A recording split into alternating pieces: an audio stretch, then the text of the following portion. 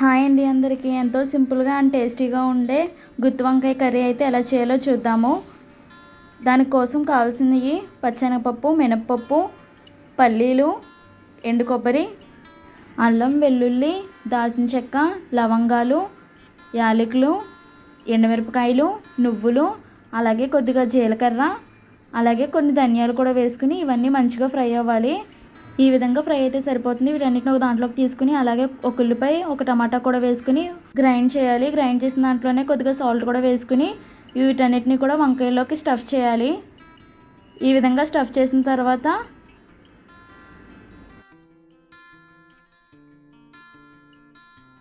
ఇలా స్టఫ్ చేసుకున్న వంకాయలన్నిటిని ఒక ప్యాన్ పెట్టి దాంట్లో కొద్దిగా ఆయిల్ వేసి ఆయిల్ హీట్ అయిన తర్వాత వంకాయలు అయితే అందులో వేద్దాము. వేసుకున్న తర్వాత కొద్దిగా కరివేపాకు, అలాగే మనం వంకాయలో స్టఫ్ చేసింది కూడా కొద్దిగా అందులో వేసుకోవాలి. వేసుకుని మూత పెట్టి ఒక 5 నిమిషాలు అయితే ఉడికించాలి. ఈ విధంగా ఉడికిన తర్వాత అందులోనే